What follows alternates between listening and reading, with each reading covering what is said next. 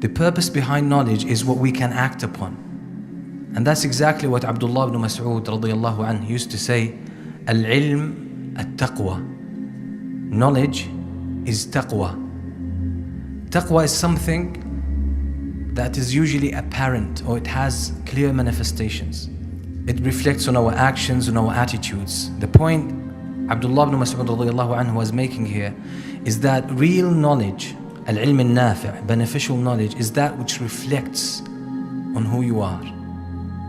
That's why learning, according to the early scholars of Islam, is not storing information as the majority of the students of knowledge do today. Because knowledge, without being digested, without being processed and personalized, could bring about a negative effect. And that's the secret behind the companions learning 5 verses at each time, learning the knowledge therein and acting on that knowledge, and then after they have completed this, they move on to another 5 verses. That's the way they used to study Islam, and that's why they learned, and that's why they excelled. So Abdullah ibn Mas'ud radiyallahu anhu was pointing to this fact, that real knowledge is what reflects on your actions. And this is why in the field of education today, they say learning is being.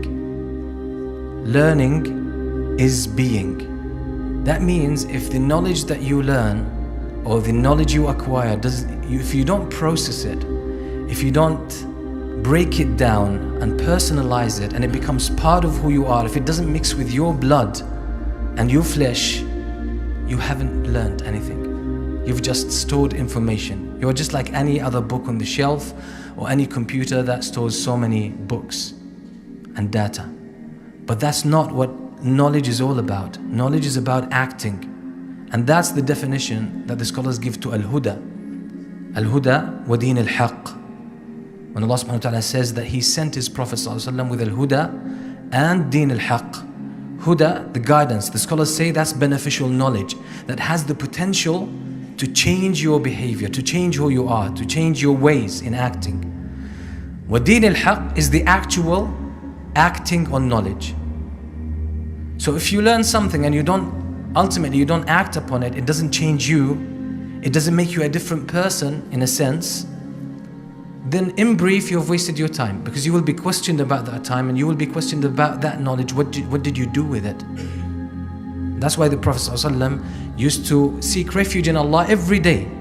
Every morning he would say, Allahumma inni a'udhu bika min ilmin la yanfa'. Oh Allah, I seek your protection and I seek refuge in you from knowledge that is not beneficial.